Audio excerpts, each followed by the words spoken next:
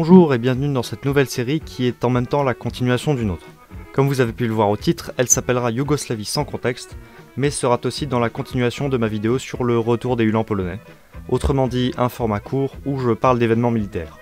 Cependant, dans cette série Yougo sans contexte, je vais parler exclusivement d'événements liés aux guerres de Yougoslavie. Avant de parler de notre sujet du jour, juste un petit rappel de ce qu'il s'est passé en Yougoslavie à la fin du XXe siècle.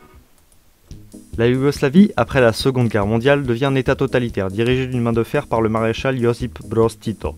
Il essaye tant bien que mal de maintenir unies les 7 ethnies principales de son pays, slovènes, croates, bosniaques, serbes, monténégrins, macédoniens et albanais. La plupart de ces peuples sont rivaux depuis la nuit des temps, mais Tito arrive durant son règne à les maintenir soudés dans la République fédérative socialiste de Yougoslavie. Cependant, après sa mort en 1980, les nationalismes, principalement croates et serbes, refont surface et cherchent à s'émanciper de la tutelle centrale pour créer leur propre État.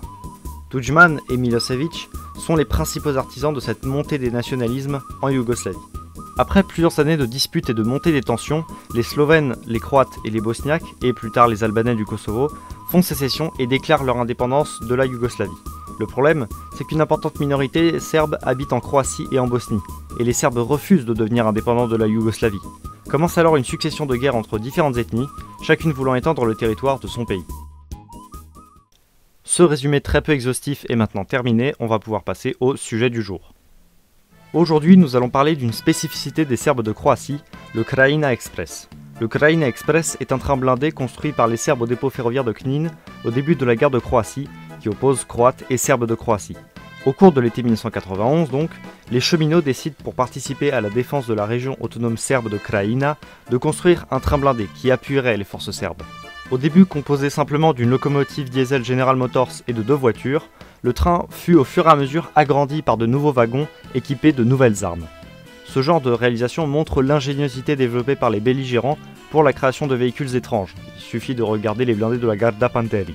Le train était équipé d'un canon M1 de 76 mm, d'un lance-roquettes jumelé de 57 mm, de 6 mitrailleuses, 2 de 12,7 mm, 2 de 7,9 mm et 2 de 7,62 mm, de 2 mortiers de 120 mm et de 3 canons anti-aériens de 20 mm. Le blindage était une superposition de sacs de sable, de plaques d'acier et de gravier, permettant de résister même à des obus anti-chars. Le train en entier faisait environ une centaine de mètres. Le Krajina Express participa à beaucoup de combats durant quasiment toute la guerre de Croatie. Il servait soit d'artillerie, soit d'appui direct à l'infanterie serbe. Il combattit principalement durant le siège de Bihać, l'opération Corridor 92, auquel a aussi participé la célèbre Garda Pantelli, l'opération Mla Sanica et la bataille de Medak. Lors des derniers mois de la guerre, l'opération Storm des Croato-Bosniaques réduisant de plus en plus le territoire des Serbes de Croatie, l'équipage du Krajina Express décida de détruire le train en le faisant dérailler dans un ravin. Si ça vous intéresse, les restes sont aujourd'hui conservés à Lika en Croatie.